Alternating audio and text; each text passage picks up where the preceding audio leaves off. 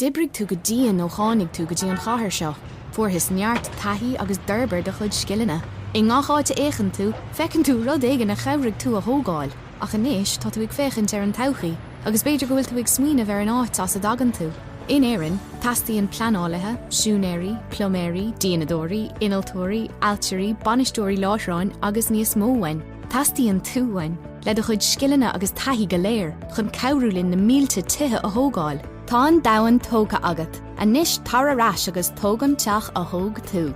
Tuile eolais ag gov.ie/Building Ireland. Teachtareacht ó rialtas na hÉireann.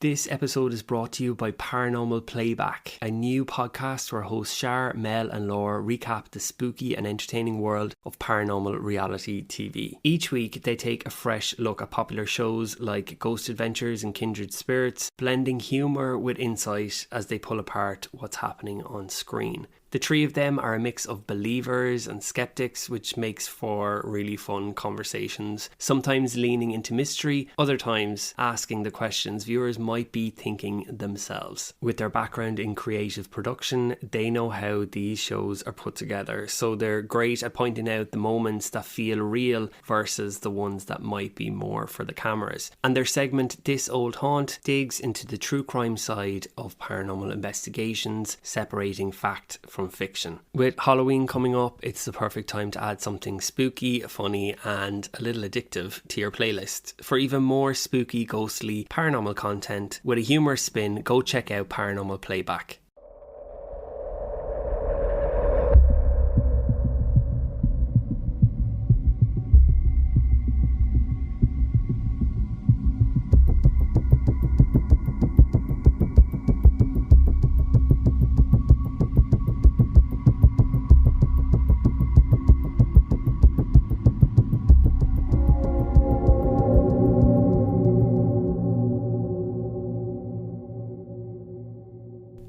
Hello listeners and welcome back to part 2 of the Dandy family haunting. Clara called the church again, but this time they referred her elsewhere. The case had come to the attention of Father Alphonsus Trabold, a Franciscan priest and a theology professor at the nearby Bonaventure University. He had experience with spiritual phenomena. He was both a priest and a parapsychologist. He agreed to meet with the Dandies and conduct an initial visit to the home. Clara would describe him as kind but clinical. He brought notebooks, equipment. He didn't flinch when she described the lamp flying across the room. He listened, wrote things down, and promised to return. On his second visit, he brought 2 students, assistants from the university's parapsychology group. They stayed in the home for several hours, taking notes, measuring temperatures, and observing behaviour.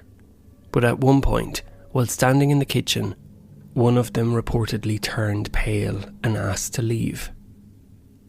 She claimed she felt something pressing on her chest. Father Trabold noted the incident carefully. Clara was relieved, because for the first time outside their family, someone else had felt it. Shortly after, Father Trabold brought in more help. The Dandies were put in contact with investigators including Paul Kenyon, a paranormal researcher who had been involved in documenting hauntings across the northeast. Kenyon visited the home several times over the next few months. He took photographs, recorded interviews. He saw the effect the house was having on the family. One night, while staying in the home, Kenyon claimed to hear whispering coming from the walls of the guest room, and didn't sleep the rest of the night. By September, Clara's notebooks had become a kind of case file. One entry read, "Heard what sounded like scratching inside the walls. All lights went out at once. Restored power. Fuse box untouched." Another, "Bet sleepwalking, standing in hallway with eyes open, not responding. Recalled nothing the next morning." And another, "Chanting again, this time closer. sounded like it was inside the trees. Father Trebold began speaking of something darker, oppressive, possibly demonic. But he was careful. He wanted more evidence. He advised the family to remove all occult objects, to avoid acknowledging the disturbances aloud, and to pray regularly. He also instructed Clara to keep documenting everything, no matter how small. Then he proposed something serious, a house exorcism. It would not be immediate. He needed permission, documentation. A ritual of that level, even if aimed at a place rather than a person, required careful planning.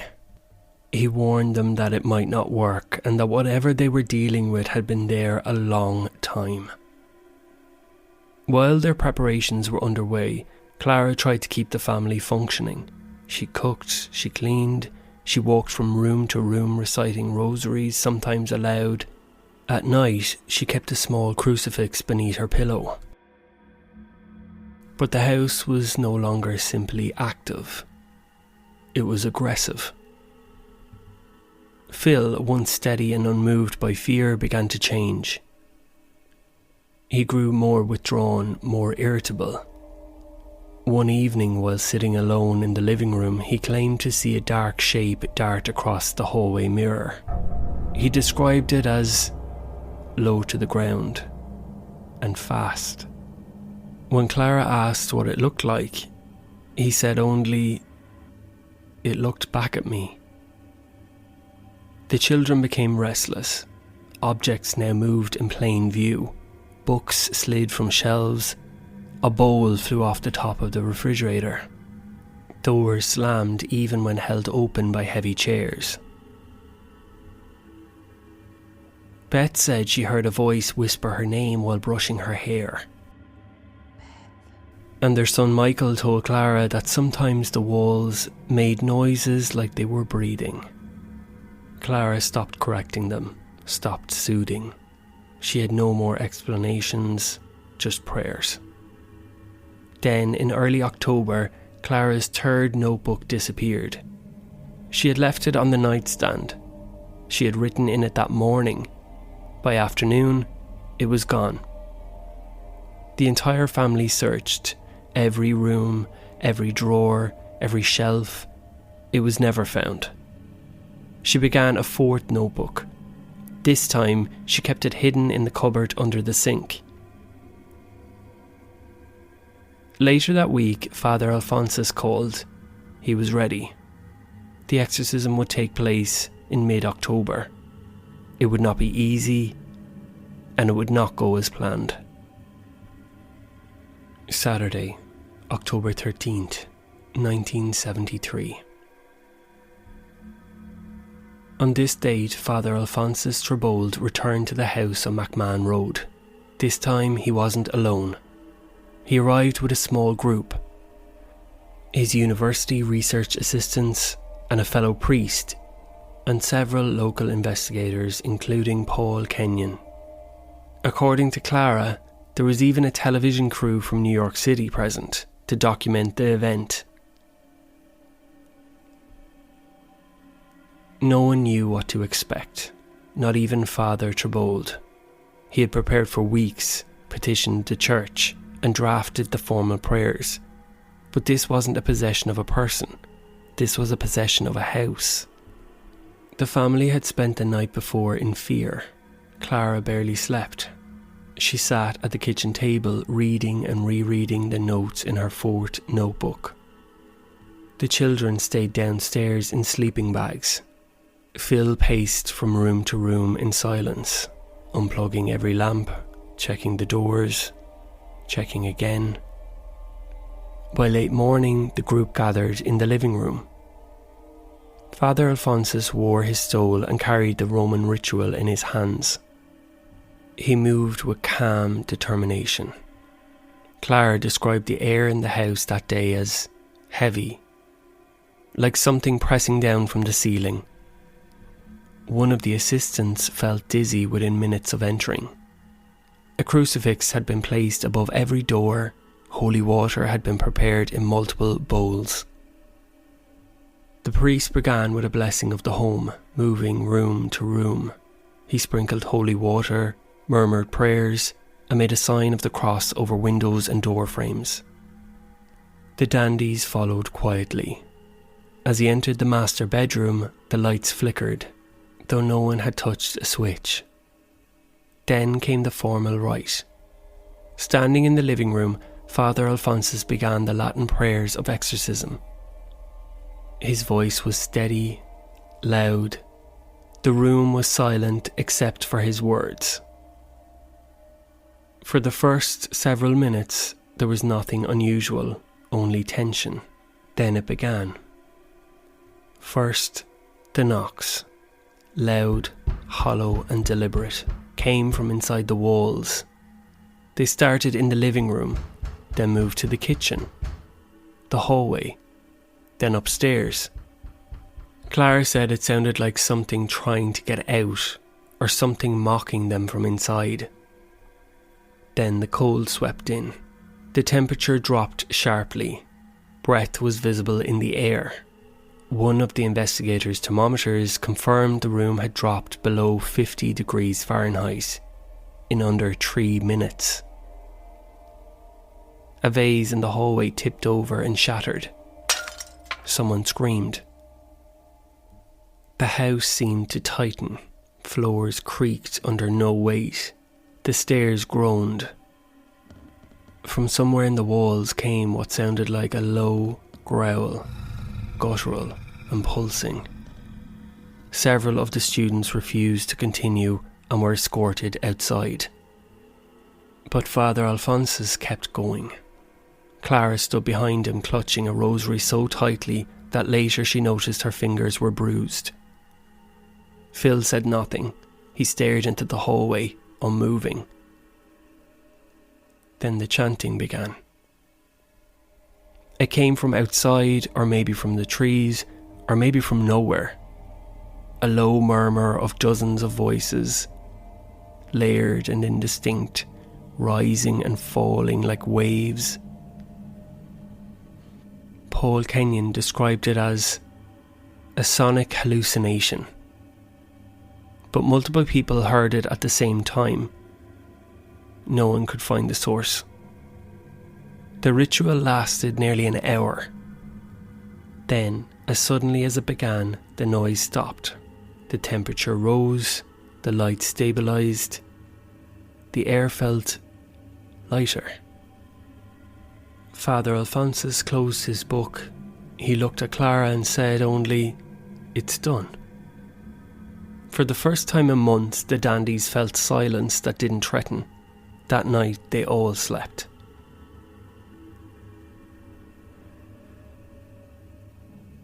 3 days later, the cabinet doors began opening again. The phone rang twice. No one on the line. Beck cried out in the middle of the night, saying that someone was standing by her bed. Clara wrote in her notebook, "It's still here." A week later, the chanting returned, clearer this time, as if whoever or whatever was out there had only stepped aside temporarily. Father Alphonsus came back for a second attempt. He brought more assistants, more tools, more pages of the rite. The second exorcism was louder, more forceful. Candles blew out on their own.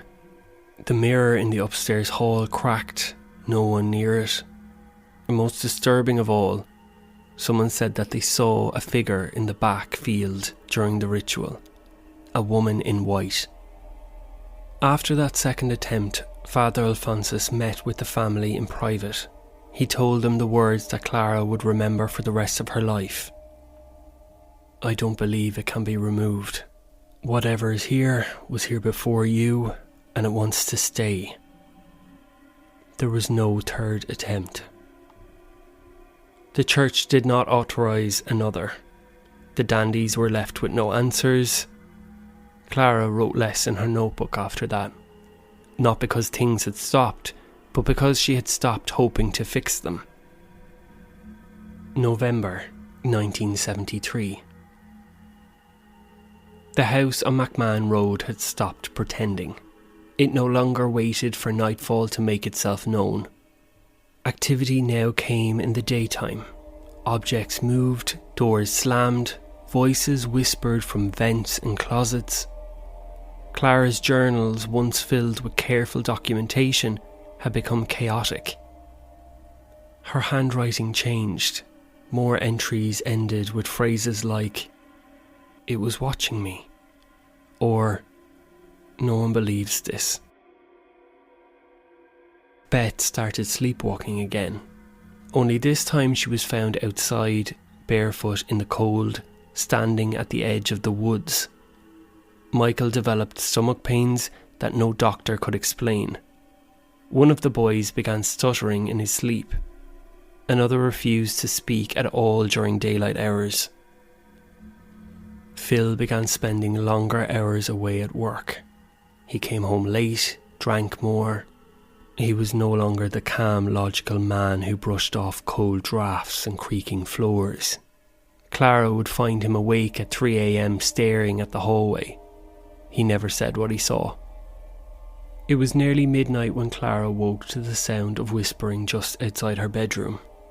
She assumed it was one of the children, but when she opened the door, the hallway was empty, except for a figure at the end of it.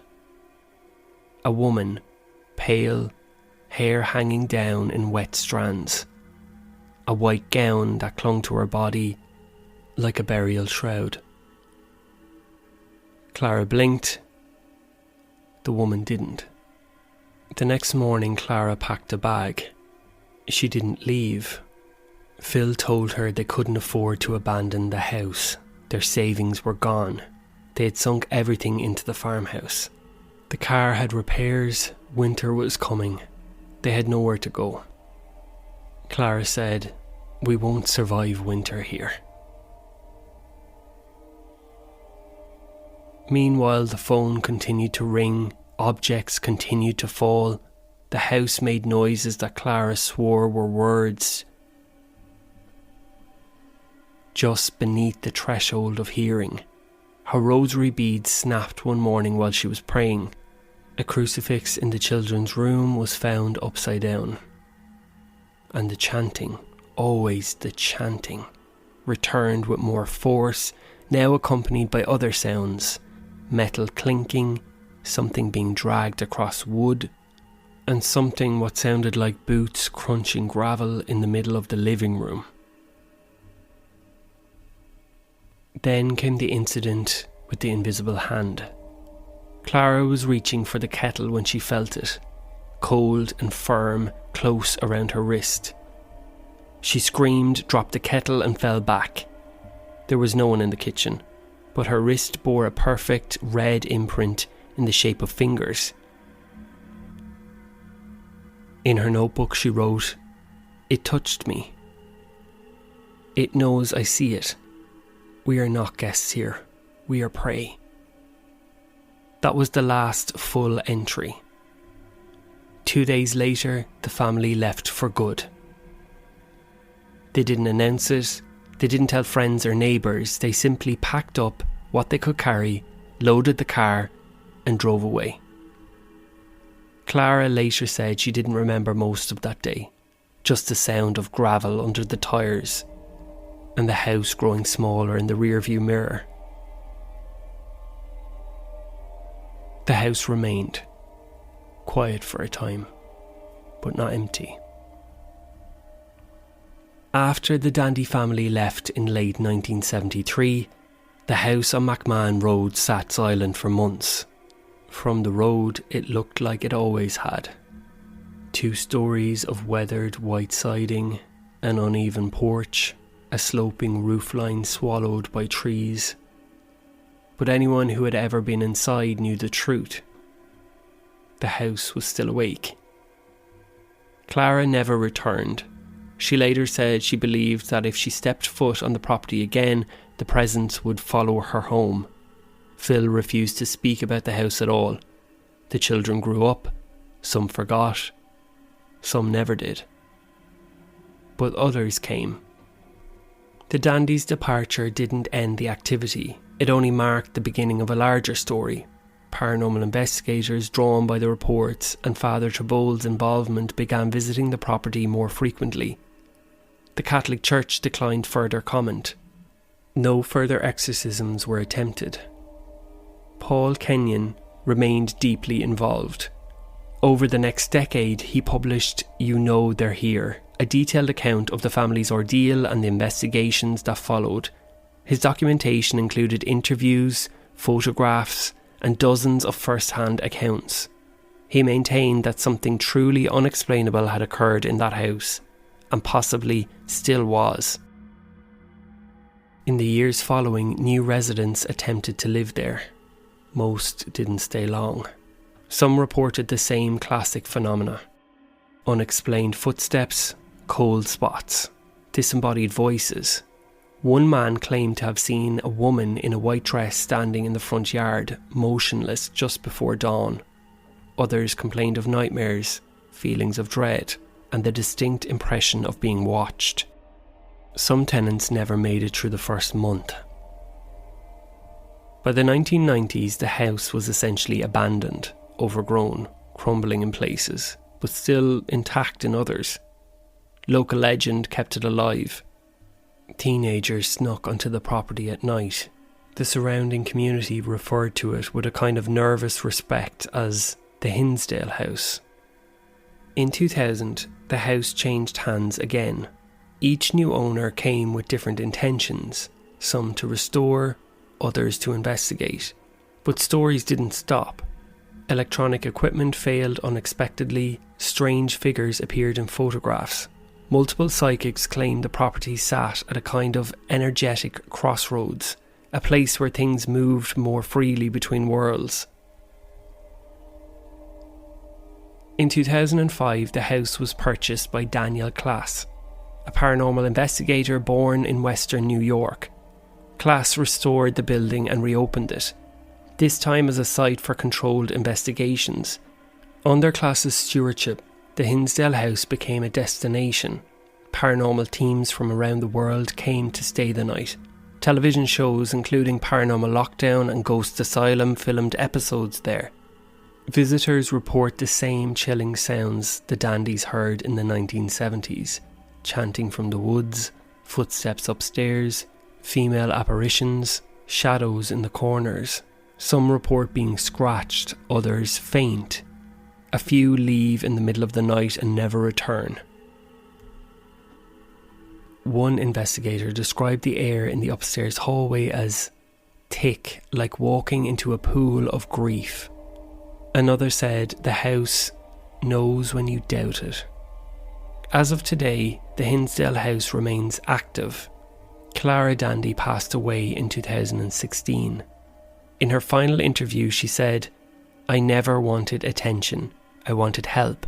And when I didn't get it, I knew we had to save ourselves."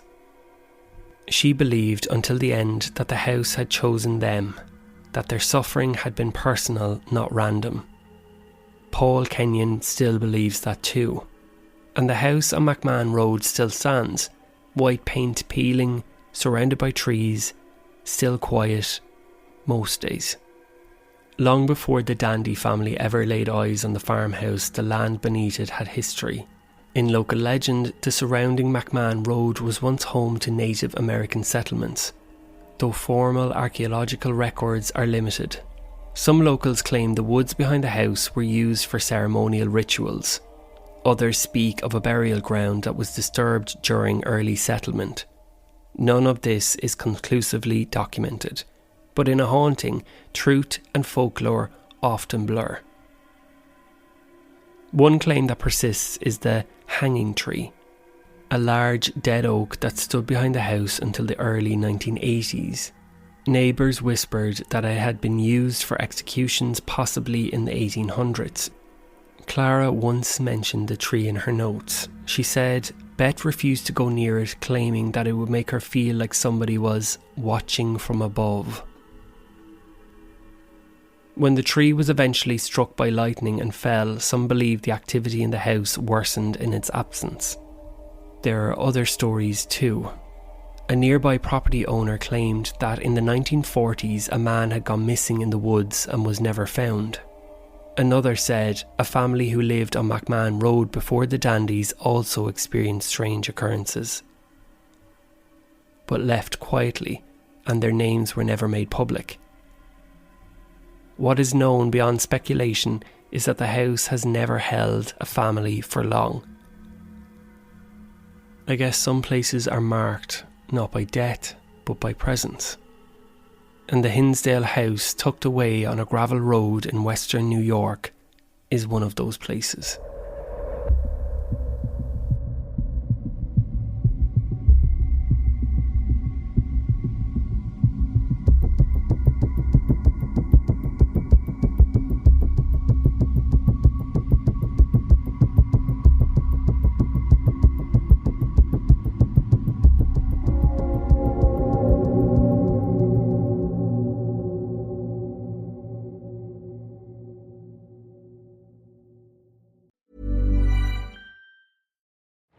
You've worked hard since you arrived in the city, gained loads of experience, developed your skills. Everywhere you look, you see something you helped build. But now, you're looking to the future. And maybe you're thinking about where you come from. In Ireland, we need planners, carpenters, plumbers, roofers, engineers, architects, site managers, and more. We need you, with all your skills and knowledge, to help us build thousands of homes. You've built the world. Now come back and build the home that built you. For more information, visit gov.ie/Building Ireland. Brought to you by the Government of Ireland. It's the big sale of the year at All Modern, a Wayfair specialty brand. October 26th through the 29th. Save up to 70% off modern furniture and decor. Plus, fast and free shipping. Shop the big sale of the year at allmodern.com.